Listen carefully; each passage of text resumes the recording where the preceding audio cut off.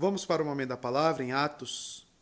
Abra em Atos dos Apóstolos, no capítulo 4, irmãos.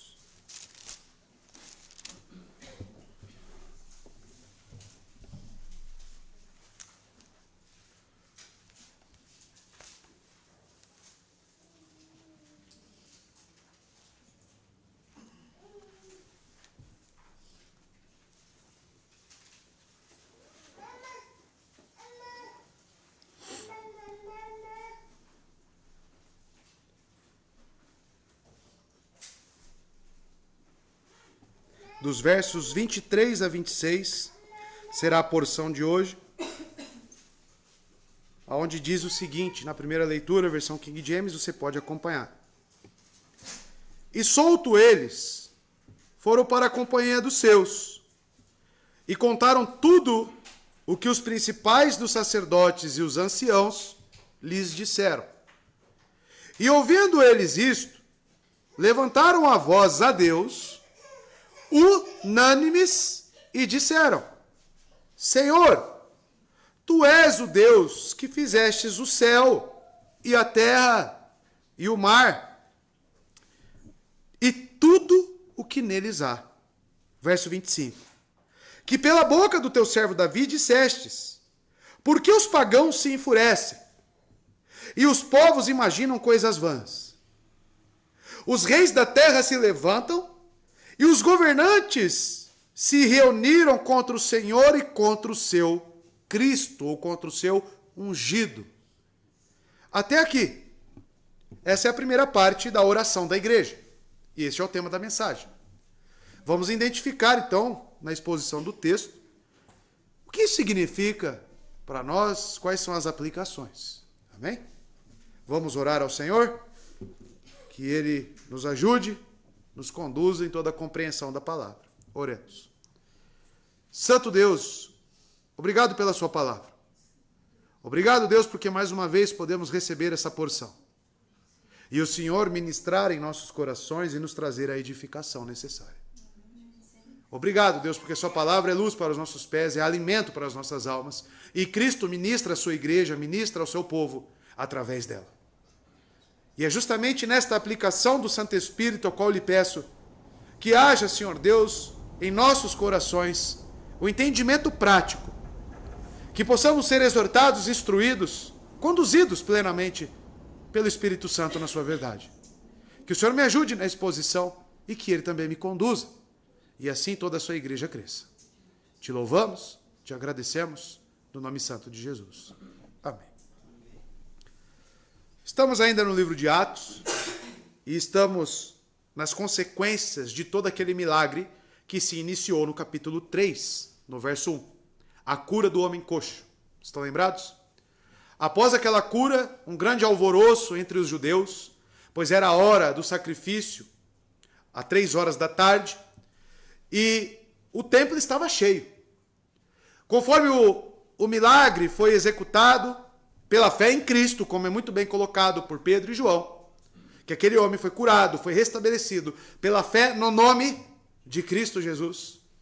Ali se criou uma oportunidade para a pregação do Evangelho, aonde Pedro anuncia a esses homens que eles crucificaram a Cristo. Esses judeus rejeitaram ao próprio Filho de Deus, para que eles se arrependessem disso, crescem em Cristo que ressuscitou ao 3º dia, e assim eles fossem salvos.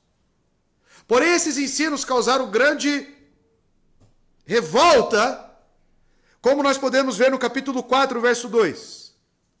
Muito irritados, porque ensinavam ao povo e pregavam através de Jesus a ressurreição dos mortos. A ressurreição de Cristo foi justamente o que frustrou o plano daqueles homens. Eles pensaram que o Evangelho, ele se extinguiria da face da terra, acabando com a vida daquele a qual é as boas novas, o próprio Cristo. Porém, ele venceu a morte.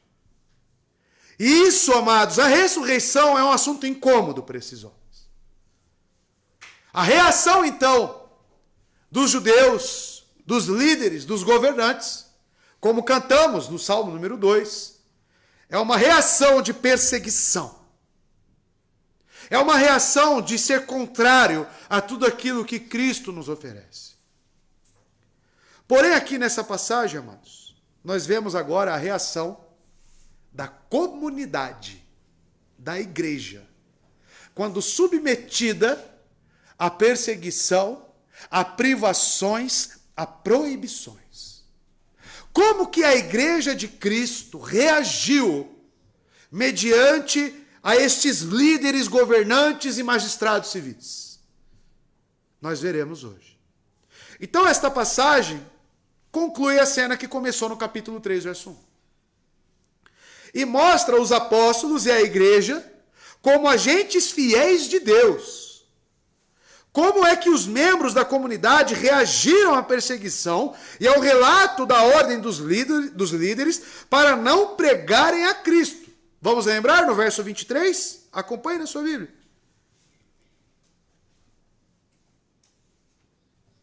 Perdão, anteriormente. Eles proíbem, amados, no verso 18, chamando-os, ordenaram-lhes que de nenhum modo falassem nem ensinassem em nome de Jesus. Esta é a ordem, o verso 18. E eles fazem duas coisas. Primeiro, eles oram. Nem para julgamento daqueles que estão a perseguir a igreja, mas para a sua própria força e capacitação em meio à perseguição. Veremos as características dessa oração. Eles oram especificamente, irmãos, para continuar a pregar. Eles oram para, em meio às dificuldades, eles perseverarem. Isso irá trazer para nós algumas aplicações de que nós temos uma tendência, diante dessas dificuldades, a recuar e se acovardar. A igreja, ela tem uma ideia de que o evangelho talvez não seja tão importante quanto as ordens de superiores. Entre colocar a minha vida, o meu conforto, em prol de uma mensagem que tem que ser anunciada. Então, amados, eles oram para continuar a pregar. Eles oram para que possam, com ousadia, levar adiante essa mensagem. Não para se encolherem com medo do poder social e político que os líderes possuem, mas para serem fiéis a Deus, que é o verdadeiro e soberano, seguindo a ordenança de Cristo, a grande comissão dada aos seus discípulos, para pregar o evangelho a toda criatura, para fazer discípulos de todas as nações.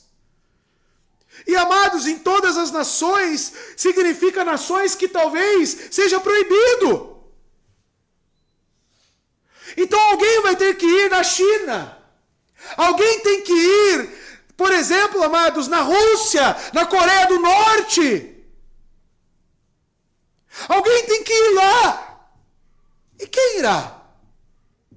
É o povo de Deus. Somos nós. Ah, mas eu tenho medo. Aí vem a pregação da manhã. Da onde provém os seus medos? É razoável o seu medo? Mediante uma ordem, uma incumbência que nós temos de anunciar a verdade? Anunciar as boas novas? O que é mais importante? Será que o seu medo não é um senso de autopreservação? Será que o seu medo não é uma rebeldia contra Deus?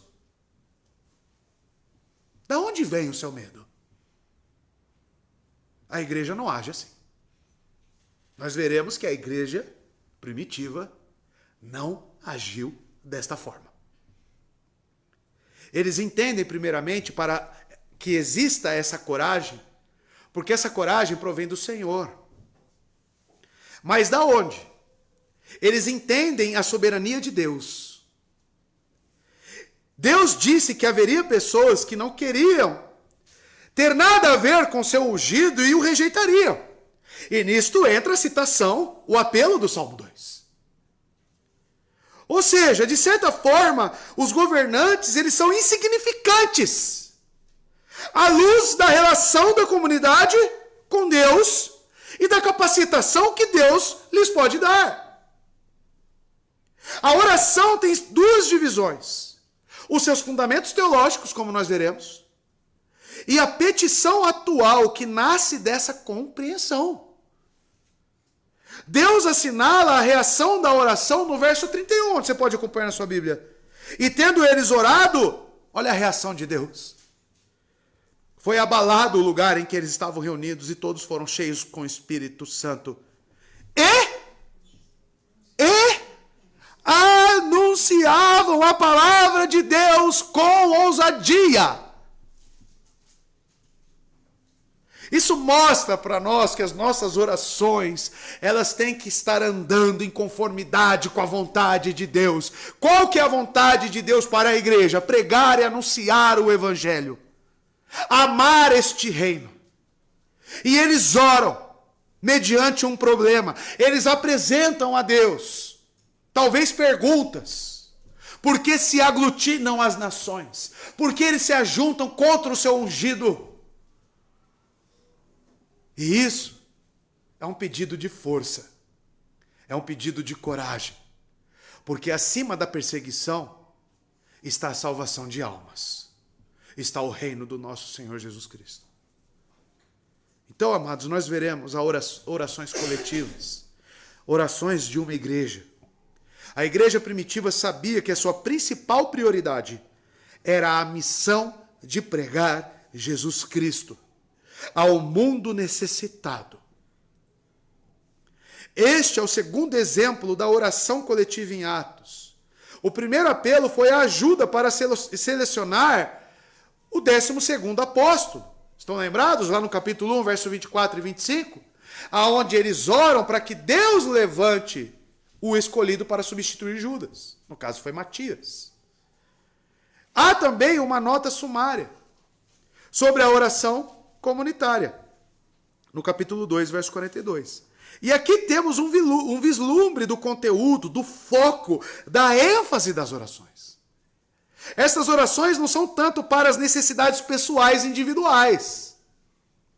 Às vezes oramos muito para as necessidades individuais da igreja, ou nossas.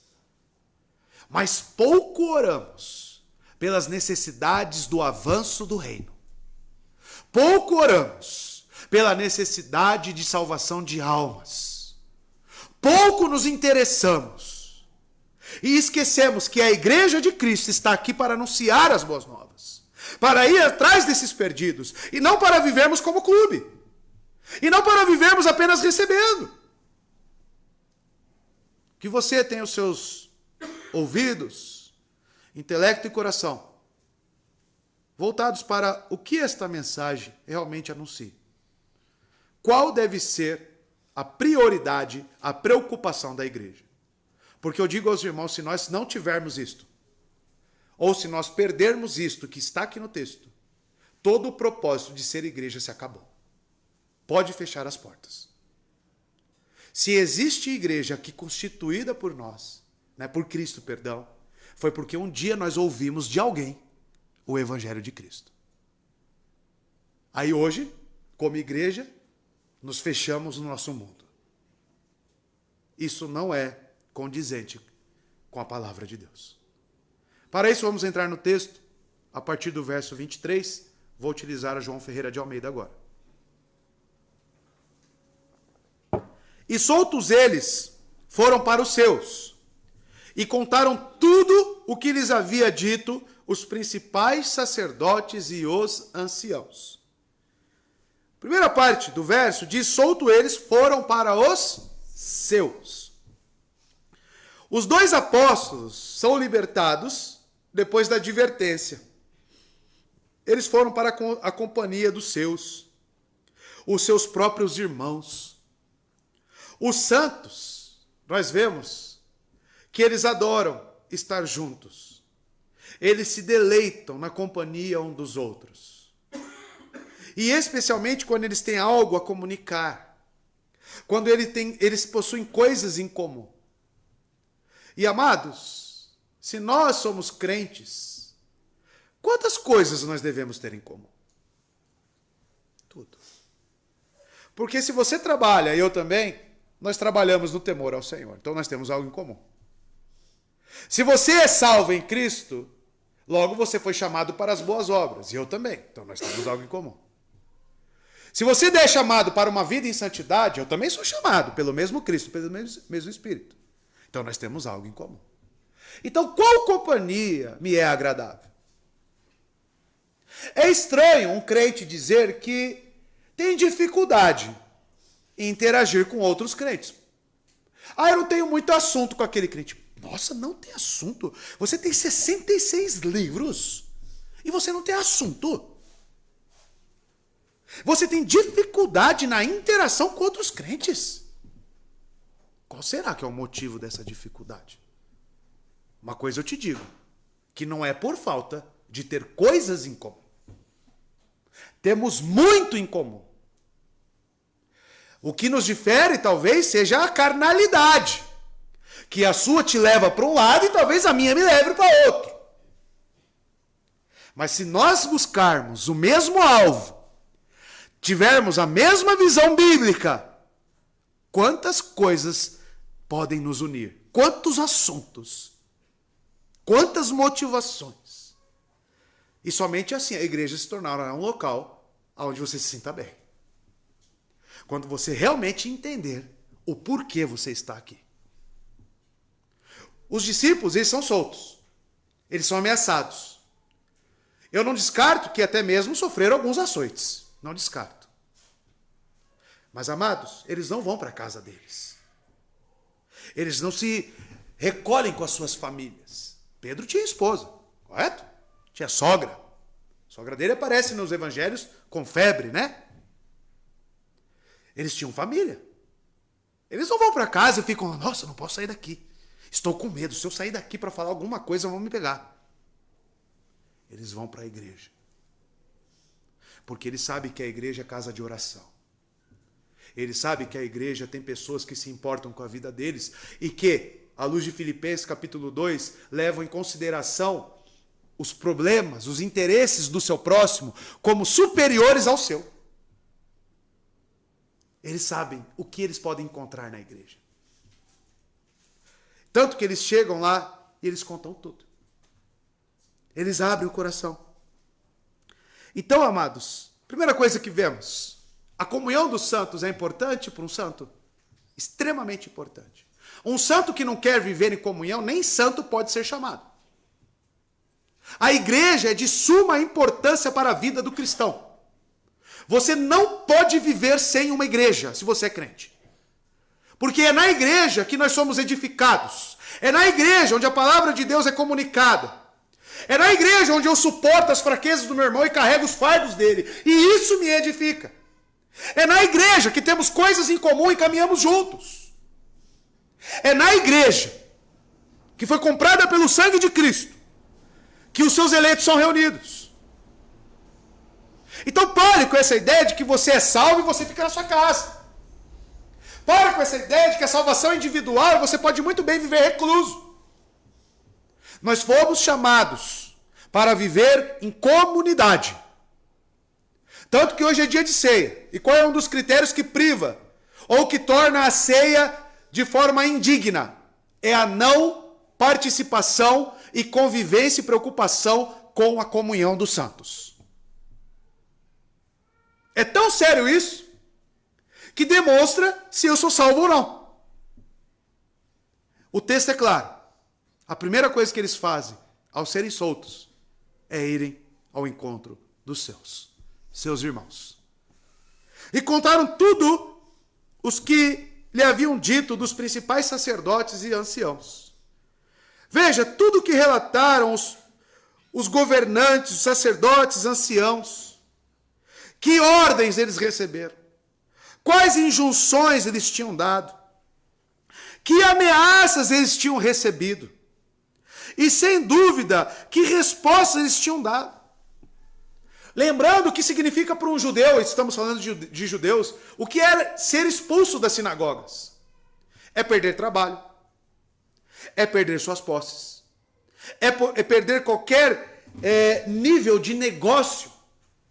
Talvez uma venda de um irmãozinho judeu lá, eu não poderia mais pisar naquele lugar, porque eu sou expulso da sinagoga. você teria diversos problemas de sobrevivência. Porque as ameaças giraram em torno de quê? Das consequências da desobediência desses homens. A qual eles deixaram claro no verso 19, julgai vós se é justo. Aos olhos de Deus ouvir a voz mais do que a Deus. Ou seja, eles estavam dispostos a receber quaisquer penalidades e privações? Estavam. Por quê? Porque o reino de Cristo, o evangelho, a salvação dos perdidos é mais importante do que qualquer coisa neste mundo. Eu te pergunto, para você é? O reino de Deus, a igreja, que envolve a igreja, envolve tudo isso que nós estamos aqui. Isso ocupa qual lugar na sua lista de prioridades? Qual lugar a igreja, o evangelho, o reino ocupa nas suas listas de prioridade? Aí eu pergunto para os pais, se você tem seu filho, a criação dos seus filhos. Você tem o seu trabalho. Você tem seus objetivos não conquistados ainda. Você tem tantas coisas que entram nessa lista. Eu quero que você se responda com sinceridade. Aonde que entra o evangelho e o reino de Cristo nessa lista? Aonde? Talvez isto explique como você tem vivido na igreja. Talvez isso explique o seu envolvimento com a igreja. Porque aquilo que não é importante para mim, aquilo que talvez esteja na terceira, quarta ou quinta prioridade, uma coisa eu te digo, ela pode descer ainda mais. Se você não enxergar a importância do evangelho, se você não enxergar a beleza, a preciosidade das boas novas, e principalmente a necessidade dos perdidos aí fora, se você não contemplar isso, jamais será de importância e prioridade na sua vida. Jamais. Então talvez o que tenha que mudar é a sua cabeça, o seu entendimento, o seu coração quanto à palavra de Deus. Amados, eles relatam tudo. Nós vemos que eles oravam pela libertação dos prisioneiros. A igreja reunida estava preocupada com aqueles que estavam sendo perseguidos, é claro. E eles recebem agora um relatório detalhado da parte dos próprios prisioneiros, Pedro e João. E provavelmente o coxo esteja com eles, porque ele não se apartou deles até agora, né? O coxo está lá. Porque recebeu a fé em Cristo, como foi colocado por Lucas no capítulo 3. Pedro e João relatam aos seus amigos o desenrolar do julgamento. Narram as perguntas, ameaças feitas a essas autoridades. É interessante, e é um relatório que talvez espante muitas pessoas. Olha, o negócio é o seguinte. Agora, se a gente continuar pregando Cristo, a gente vai sofrer isso. E acredito aí que a lista de ameaças foi grande, viu? Porque esses homens estavam muito irritados, conforme o capítulo 4, verso 2. Eles estavam extremamente incomodados, eles queriam cercear esta mensagem de alguma forma. Então a lista de ameaças eram feitas com seriedade. E qualquer judeu olhava para os rabinos, os fariseus, aqueles que eram membros do sinédrio, como autoridades instituídas. Então talvez esse relatório, se fosse dado à nossa igreja, muitos iam ficar, e agora? Senhor, e o que vamos fazer? Estamos perdidos, vamos morrer. O que vai ser de nós? Fechem as portas, desliguem as câmeras, parem tudo. Qual seria a nossa reação? Qual foi a reação da igreja? Amados, note que Lucas, ele diz que os apóstolos deram um relatório a respeito das perguntas e ameaças desses líderes, os principais sacerdotes e anciãos, mas não acerca da própria defesa. Eles não ficaram falando sobre a defesa deles. Portanto, os líderes da igreja de Jerusalém olham para o futuro e se apercebem dos perigos que enfrentam, perigos impostos pelos membros do Sinédrio. E seu único recurso agora É fechar a porta das igrejas? É se acovardar? É recorrer, é fugir para Deus em oração. Juntos, os líderes da igreja oram a Deus, como haviam feito depois da ascensão de Jesus. Onde no capítulo 1, verso 14, diz que estavam reunidos orando. A prática da igreja primitiva é sempre em constante oração. Encontraram força e coragem na comunhão íntima com Deus. O que Abraão fez hoje? Lá pela manhã na pregação. Para quem ele colocou as suas queixas e as suas dificuldades? Em oração. O que a igreja faz? A mesma coisa. Interessante, né? A mesma coisa. Eles lhe contaram. Sabiam o que esperar dos homens. E sabiam principalmente o que esperar de Deus. No que diz respeito ao progresso da obra do Evangelho. Porque as Escrituras já nos diz sobre esta propagação do Evangelho. As Escrituras nos informam qual que é o poder desta mensagem e quem que é que reina e quem é o soberano sobre este reino. Porque quando eu falo de um reino é porque existe um rei. O Rei dos Reis, Senhor dos Senhores, a qual toda a autoridade, toda a potestade se rende a Ele. Então nós sabemos muito bem como que esse Rei, este Cristo soberano, poderoso, ele direciona o curso da história no que tange ao Evangelho.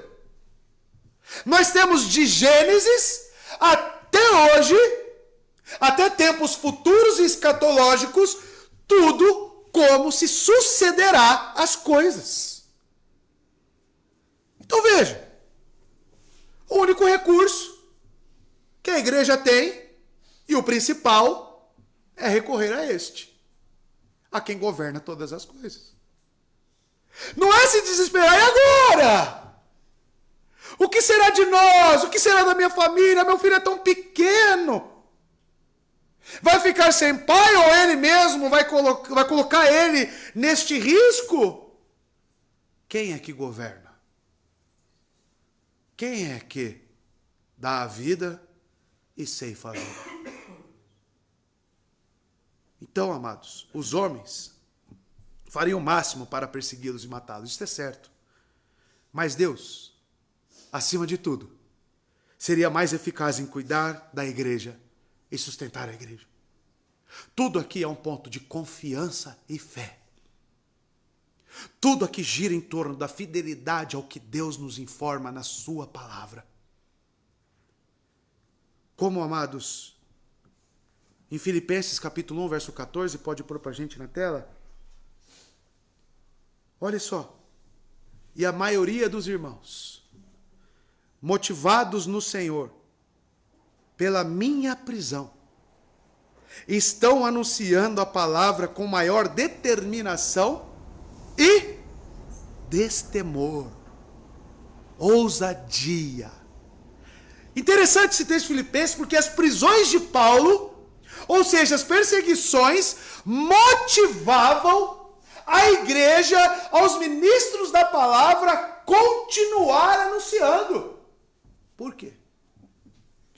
Porque existe alguém, amados, que está governando e direcionando, inclusive as prisões. Nós estamos lendo Atos, e nós vemos que era necessário, Lucas diz em Atos, que era necessário que Paulo pregasse em Roma, e todo aquele inquérito dos reis, seja Festo, seja todos eles, até chegar em Roma, era providencial. Era Deus direcionando o reino dele, Cristo governando. Então, para nós, irmãos, não importa o que nos suceda, não importa as consequências, porque acima das consequências, isso não é para nós sermos imprudentes, claramente, mas ordem sobre ordem, eu fico com a ordem de Cristo. Ordem sobre ordem, eu fico daquele que é soberano.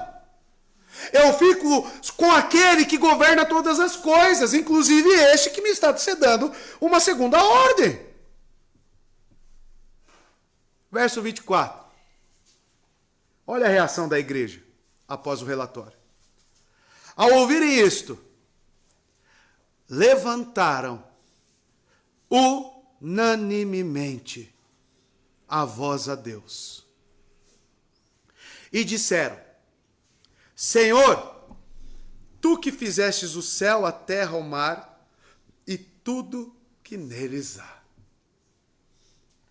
Veja, amados, todo o relatório que os apóstolos passaram, que eles ouviram com muita paciência, sem fazer reflexões indignas sobre o sinédrio, pedindo para Deus: Deus, mate aqueles homens, mate esse presidente aí que tanto está fazendo mal. Não é isso que a igreja fez. Não é isso. Amados, e sendo por um lado não muito aterrorizados, abatidos, mas por outro, amados, não levando essas ameaças como realmente algo que vai prendê-los ou amarrá-los. Amados, eles não oram a Deus por armas, para se defenderem, se vingarem. Embora seu número fosse grande. 5.000 almas já era um bom exército, né? Se eles quisessem se rebelar contra esses homens. Mas não é isso. Esses não são os caminhos do reino de Cristo. A nossa espada é a palavra de Deus, irmãos. E eles reagem da seguinte forma: levantaram unanimemente a voz de Deus. Eu queria te desafiar a contar quantas vezes a igreja, e respeita o contexto de igreja reunida, e quantas vezes a palavra unanimemente aparece. Unanimemente perseveravam na doutrina dos apóstolos. Unanimemente oravam. A igreja não é um local para divisões. A igreja de Cristo não é um local para que você fique querendo se apartar ou criar brigas e contendas. A igreja de Cristo foi feita para que nós tenhamos o mesmo objetivo e para que nós oremos pela mesma causa. A eles levantaram unanimemente a voz a Deus. E levantaram a voz a Deus, amados, de um só acordo, sendo inspirados pelo mesmo Espírito. Eles não apenas concordaram com as questões das petições, cujo acordo é de grande utilidade com Deus, porque tudo o que dois ou mais concordarem pedir a Deus, isso será dado. Cristo nos informa isso.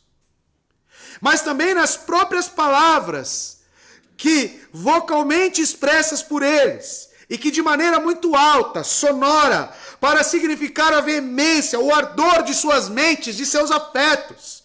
Perseverar na doutrina dos apóstolos significa ter a mesma resposta nas dificuldades. Entenda que esses homens, como é dito lá no verso 42 do capítulo 2, eles continuaram firmemente na doutrina dos apóstolos, na comunhão, no partir do pão e nas orações. Tudo era em comum. A cosmovisão da igreja é a mesma. Eles sabem como reagir aos problemas. Não surgiu um lá e falou: eu não concordo. Eu acho que a gente tem que pegar a espada e ir contra esses homens. Não! Isso mostra para nós de onde que surgem as contendas e as divisões da igreja. Da onde que Tiago fala? Da onde vêm as guerras entre vocês? Da cobiça, do que você quer, da sua carnalidade, do seu egoísmo, do seu orgulho. Porque se você colocar a causa de Cristo, o Evangelho, como prioridade na sua vida, essas coisas morrem. Se alguém vem falar mal do meu irmão para mim, qual deve ser a minha reação? Cristo ama ele, irmão, você sabia disso? Ele é crente em Jesus Cristo. Quem somos nós para se levantar contra aquele que o ama, maldizendo ele? Quem somos nós? Se Cristo o ama, você é superior a Cristo? A resolução dos problemas da igreja tem que ser conforme o que você quer? ou conforme o que Cristo deseja para a igreja. Nós vimos as associações feitas no século XVII pelos nossos pais batistas. Como é que eles resolviam os problemas? Como é que eles iniciavam todas as assembleias? Jejum e oração. Por que será? Porque eu acho que entenderam isso. E toda decisão, não sei se vocês perceberam lá, tinha embasamento bíblico. Tinha o porquê eles estavam decidindo aquilo. O que isso nos ensina? Ensina isso que estamos vendo. A igreja não é local para divisão, eu repito. Não é um local para você ser atendido conforme as suas vontades. É um local para juntos, todos nós, caminharmos em prol do reino e conforme a vontade de Deus. Prescrita na sua palavra. Então, onde a palavra de Deus, ela fala, eu e você se calamos. Ponto final. Nós temos que buscar esse pensamento unânime. E aonde vamos encontrar o ponto em comum? Nas Escrituras, irmãos. Aqui não é lugar para ficar um se degladiando contra o outro. Aqui não é lugar para você ficar querendo levantar guerras. Segue a paz para com todos. E a santificação. Essa igreja nos mostra isso, irmãos.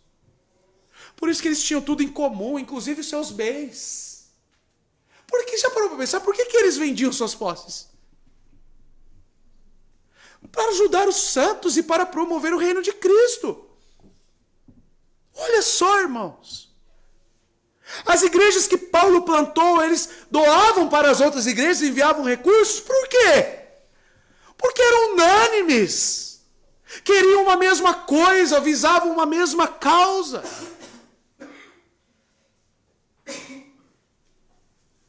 A resposta dos crentes ao dilema é levá-los ao Senhor em oração. Agora nos responda sinceramente. Nas nossas reuniões de oração, quantos pedidos você já ouviu para que o reino de Cristo seja promovido? Quantos pedidos você já ouviu para que o evangelho alcance as regiões aqui em Mogi das Cruzes que talvez não tenha uma igreja séria e bíblica? Quantas vezes você orou por esta causa? As nossas orações só são voltadas para nós, para o que nós queremos. E você esquece que a sua vida é uma oblação a Deus, é um sacrifício a Deus. Se você é crente, é claro. A primeira coisa que eles dizem nessa oração, Senhor, Tu, Senhor. Porém, no grego, está teos depostes. E tem uma construção aqui, no original, diferente principalmente da versão que eu estou aqui utilizando. A primeira palavra que eles dizem, Senhor soberano. Deus soberano. Teos depostes. Ou seja, eles recorrem, olha a teologia movendo a oração e as decisões de uma igreja. Logo, uma igreja que não tem uma teologia robusta bíblica, ela vai tomar decisões carnais. Saiba disso. Uma igreja sem conhecimento das Escrituras é uma igreja que vai falhar e muito. Eles recorrem à soberania de Deus. Numa situação que inclui um jogo de poder de liderança contra a comunidade, a oração começa com uma afirmação da soberania absoluta de Deus. O endereço da oração é Deus soberano. E usa de autoridade absoluta.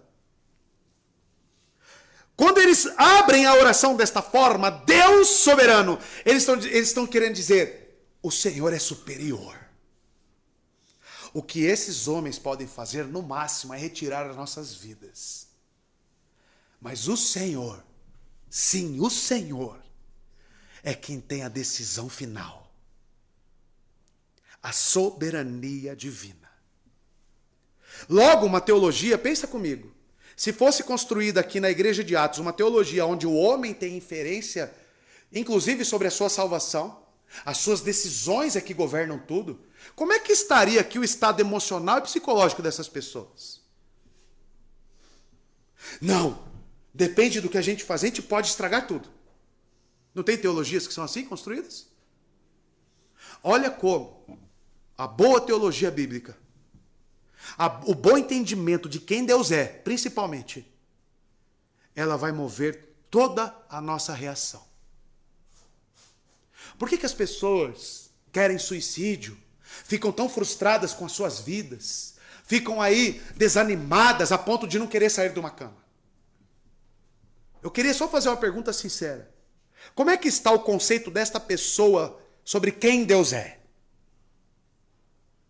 A ansiedade, por exemplo, que pode levar a pessoa a estados extremos, compulsórios, inclusive, pelo improvável. Mas ansiedade é pecado na Bíblia? Por que é pecado? Porque existe um Deus que é soberano.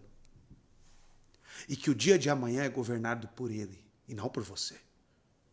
E que cabe a mim e a você se submeter ao que Deus tem preparado para o amanhã. Por isso é pecado.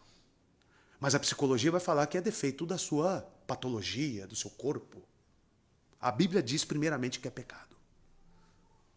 Tudo isso para ilustrar que esses homens, eles permaneceram em si. A igreja permaneceu em si, justamente pelo conceito e entendimento de quem Deus é para eles. Logo, se o Deus que você crê é um Deus fraco, a sua vida vai ser perturbada. Se o seu Deus é um Deus que não é soberano, que é um Deus que mais parece com um adolescente apaixonado, ou com um mordomo, toma Coca-Cola, você tem sido bom servo, tá aqui, eu te dou isso, te dou aquilo. Se o teu conceito é desse Deus, quando chegar os dias maus, as situações impostas da vida que são difíceis de lidar, como a morte, como as doenças, você vai perder as estribeiras. Você vai ficar desesperado. A irmã trabalha no hospital.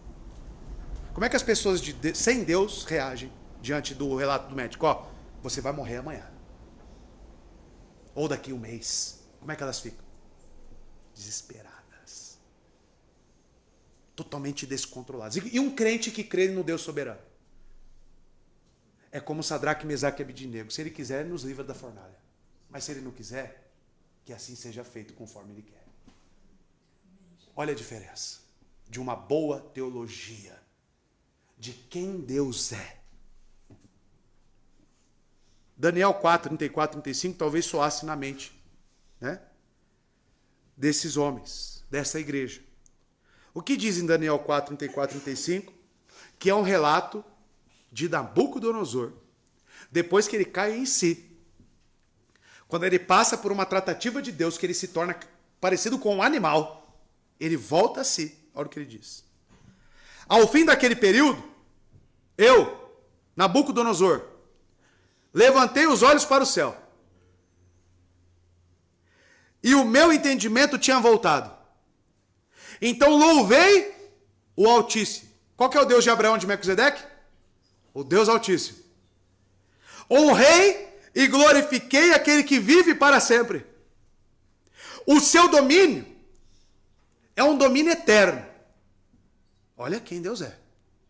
O seu reino dura de geração em geração. Todos os povos da terra são como nada diante dele. Ele age como lhe agrada, com os exércitos dos céus, ou seja, os anjos, querubins, quem seja, e com os habitantes da terra. Vou repetir. Ele age como lhe agrada com os exércitos do céu e com os habitantes da terra. Quem é que tem a decisão? Quem é que governa? Final. Ninguém é capaz de resistir à sua mão, nem de dizer-lhe o que fizeste. Esse é o Deus que eu sirvo, irmão. O mesmo que Nabucodonosor está reconhecendo. Não sei o seu. Esse é o Deus das Escrituras. Esse é o Deus da igreja de Atos. Esse é o Deus verdadeiro. E eles continuam a oração. Olha como é o mesmo Deus. Que fizestes o céu, a terra e tudo que neles há. A menção da criação sublinha o discurso inicial de Deus soberano. Porque aquele que criou, ele tem direito de posse sobre a sua criação. Ele tem direito de governabilidade sobre a sua criação. Ele é soberano. Amados, eles falam nesta oração tudo o que nós precisamos saber nas Escrituras sobre quem Deus é. É a criação de Deus, e por isso o senhorio de Deus é mais alto, é o mais alto tribunal. Assim os discípulos oram pela ajuda desse Deus soberano. Não para destruir os inimigos, mas para que seu próprio papel, para que a sua própria missão no que tange ao Evangelho continue neste mundo. Perceba isso, Deus nos poupe do sofrimento, Deus. Nos poupe das perseguições. É isso que eles oram? Eles oram, se você fizer uma leitura aí rápida, semana que vem a gente vai continuar, mas eles oram pela missão da igreja. Eles oram pelo propósito maior. Amados, a criação é a prova cabal da onipotência de Deus. Aonde ele disse, tudo se criou. Um atributo de uso singular aos santos em circunstâncias angustiantes. Nosso irmão estava enfermo e eu orei ao Senhor, Senhor, que ele seja curado, seja pelas mãos dos médicos ou seja pela sua mão extraordinária, mas que o Senhor faça a sua vontade. E se Deus quisesse levá-lo? Deus estaria errado? Deus continuaria sendo louvado. Viver a soberania de Deus é muito diferente do que pronunciá-la. Quando você for diagnosticado com câncer, por exemplo, e falar, Deus é soberano, e é Ele que me enviou essa doença. Quando o seu filho morrer, você falar, Deus é soberano. Foi Ele que deu, foi Ele que tomou. Não foi isso que Jó disse?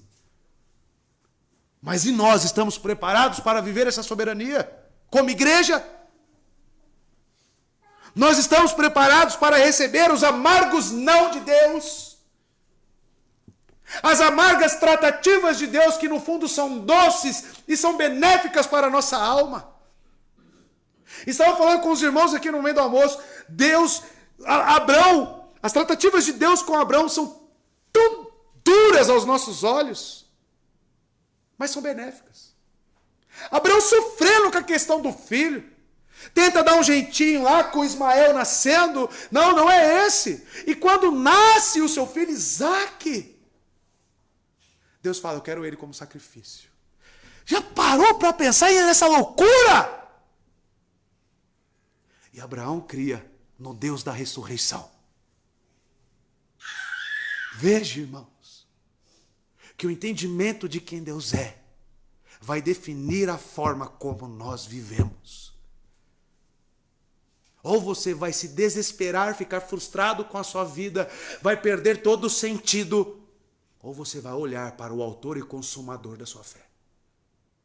Não dá para você servir dois senhores. Não dá. É impossível.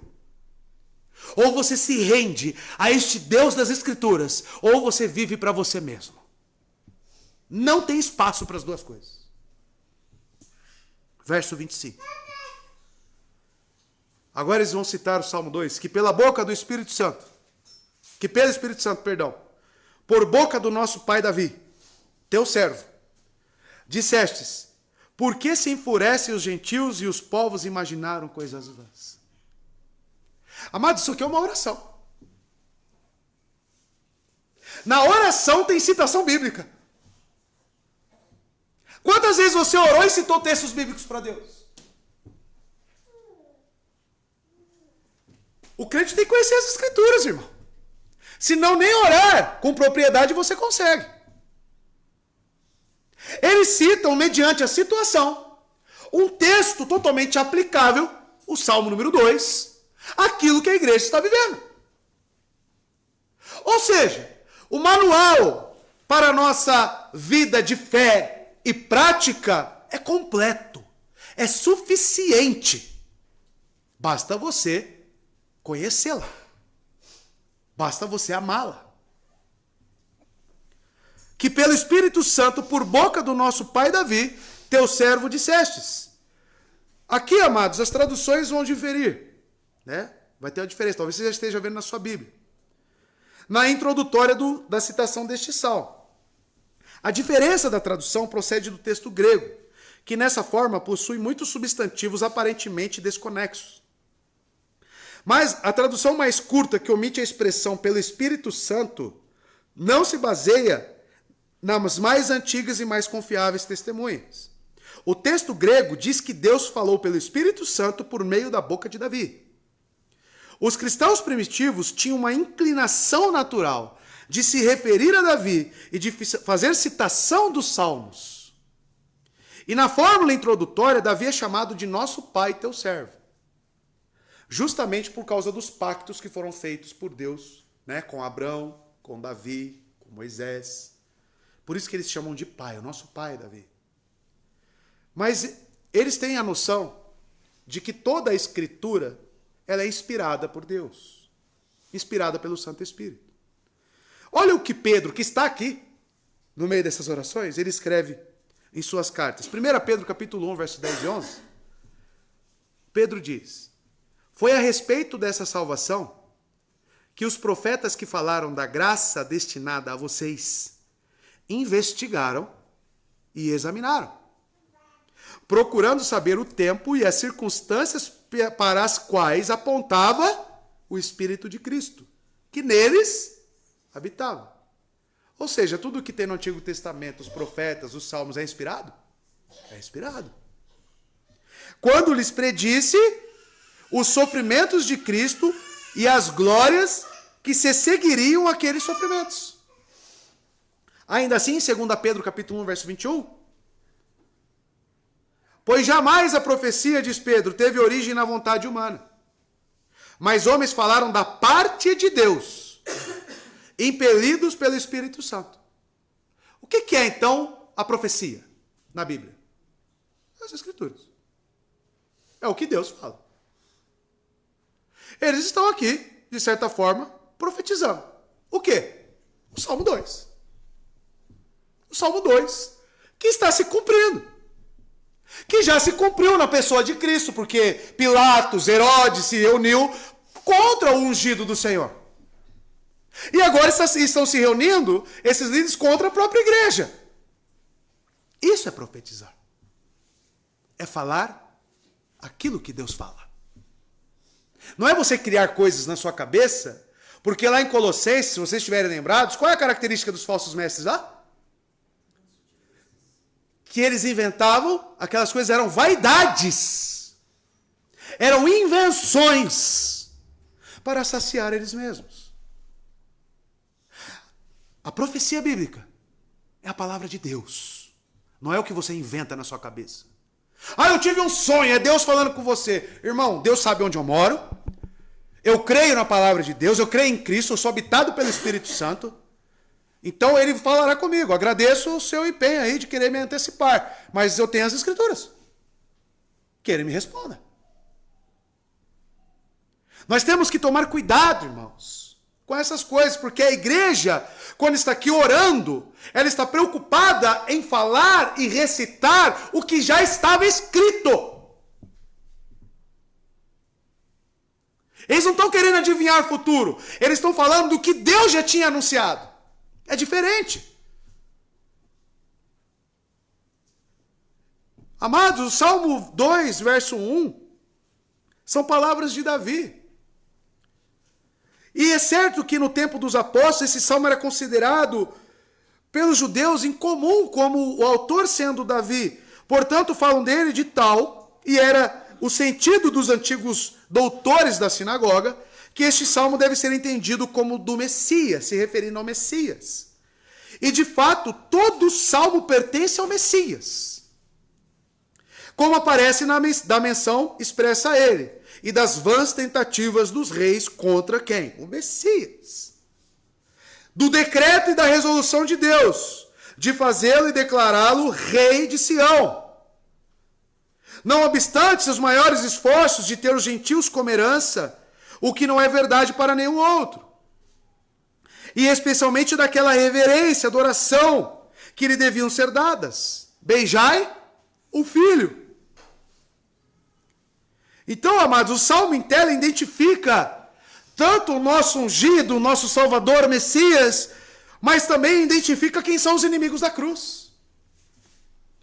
Depois de se dirigir a Deus como Criador, essa igreja, amados, esses crentes, a oração estabelece o fundamento teológico da petição, apelando a este Salmo número 2, que é visto e cumprido quando Herodes e Pilatos, muito bem como os gentios em Israel, fizeram a Jesus. O plano de Deus está a realizar-se.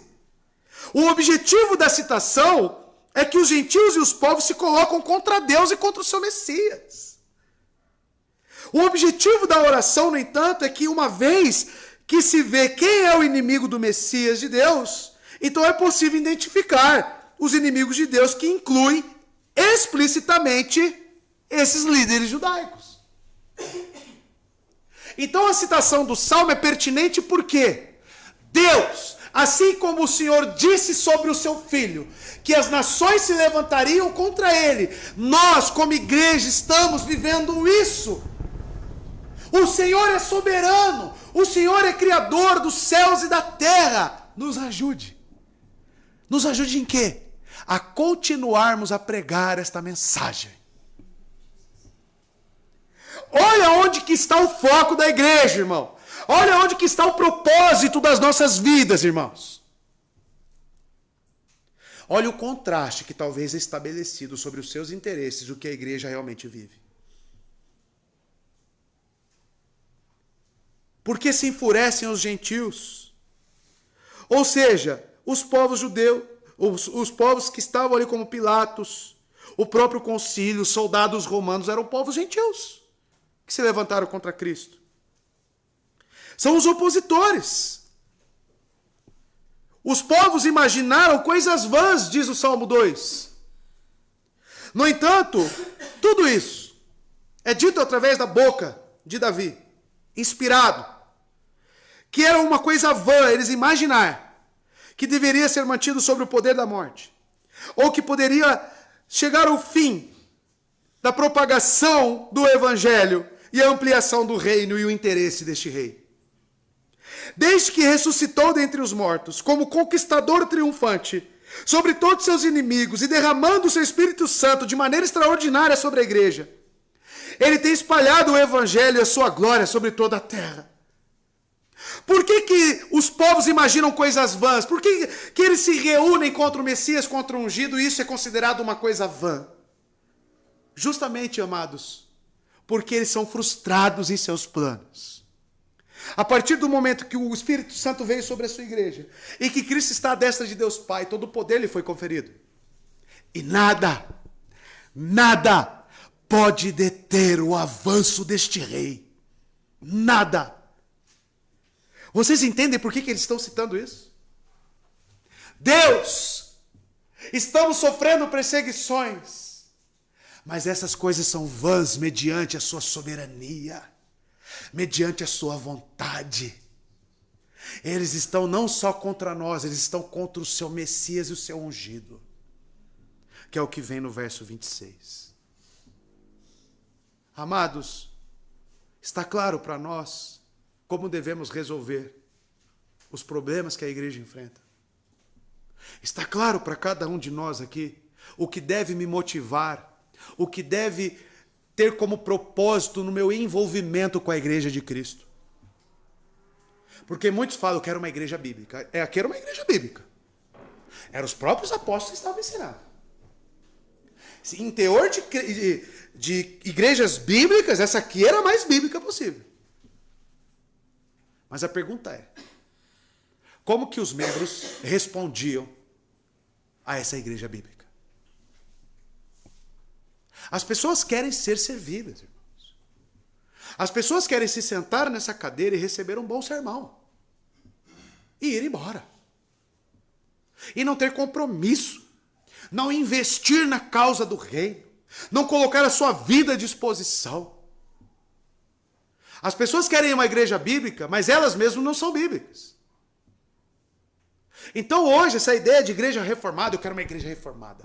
Vou viajar, vou transferir a minha casa lá para a igreja do Paulo Júnior. Para quê? Você tem que primeiro avaliar a sua vida. Se você tem disposição para com a palavra de Deus. As pessoas estão se perdendo nisto. Principalmente no que tange a oração. No que tange a se preocupar com o evangelho. Se você não ama a causa de Cristo, não existe igreja nessa face da terra que vai ser boa para você. Porque é conflito de interesses. Não vai existir igreja boa para você. Verso 26. Levantaram-se os reis da terra e as autoridades ajuntaram-se a uma contra o Senhor e contra o seu ungido. Essa é mais uma parte do Salmo 2. Herodes Antipas, o tetrarca da Galileia. Pilatos, o governador romano. Representava ali o seu mestre César. Eles se levantaram. Se levantaram de maneira hostil. Se colocaram contra e se opuseram ao Messias, o Filho de Deus, Jesus de Nazaré. E Davi escreve isso, porque ele vê as nações do seu tempo enfurecidas, conspirando e tramando contra Deus. Elas se opõem ao Senhor Deus e se mantêm contra o seu ungido. Qualquer levante contra o Evangelho, qualquer levante contra a igreja de Cristo, é um ataque ao próprio Senhor. E é isso que deve nos garantir a nossa justiça, o nosso descanso. Nós não precisamos nos justificar ou levantar a nossa justiça contra essas pessoas. Nós temos que entender, o Senhor é dono da igreja. O Evangelho é sobre Ele. Então Ele vai exercer o seu domínio. Você percebe que tudo parte da compreensão do poder, da onipotência, da soberania de Cristo, irmão. Tudo parte disso. Se você perder de vista quem é o seu Senhor, se você começar a reduzir o seu Senhor, você vai se perder. As autoridades ajuntaram-se a uma. Eles estavam unidos. Pilatos estava em comum acordo com os líderes judaicos.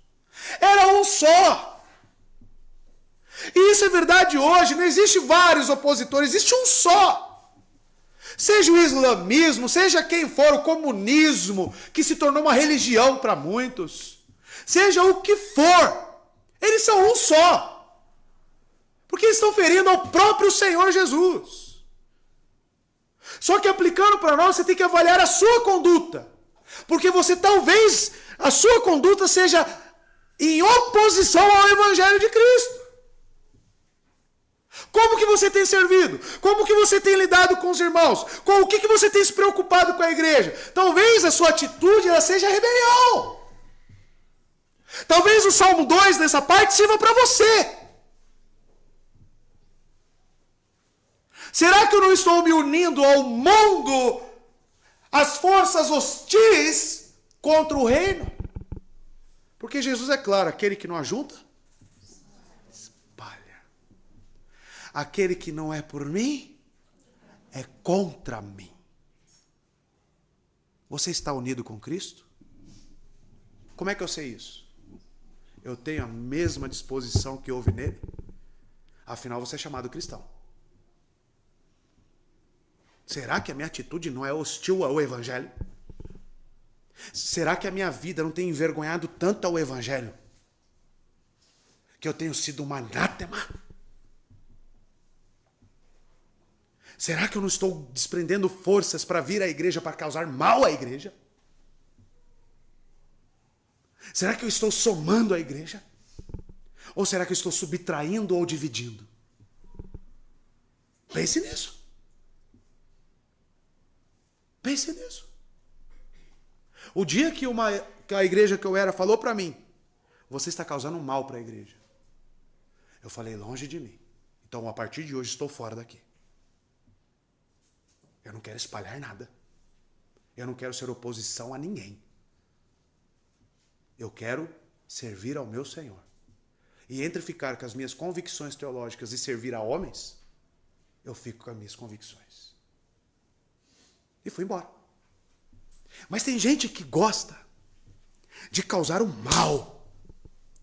Tem gente que gosta de ser opositor à causa do evangelho.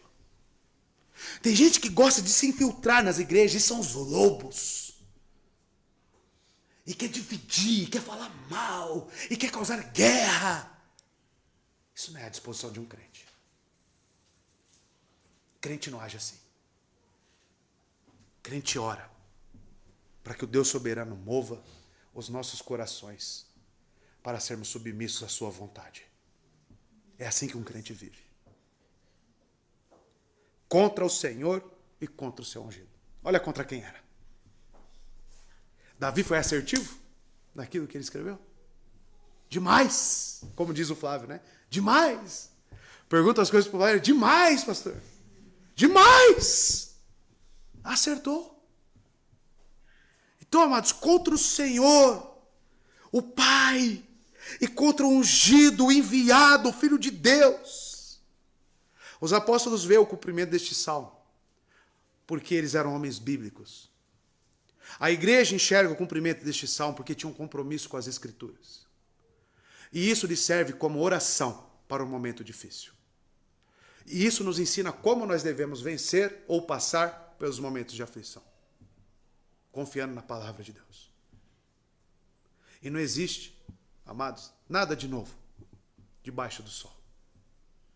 E sim repetições do que a maldade do homem, do que as invenções sempre buscaram. E o reino de Cristo é um só e permanecerá assim de geração em geração. Você vai morrer, mas o reino de Cristo continua. Que nós venhamos a ter essa disposição da igreja. Olhar para Deus, para Cristo, como um rei soberano, infalível. E se submeter a Ele com as nossas vidas. Amém? Que Deus abençoe os irmãos. Vamos orar?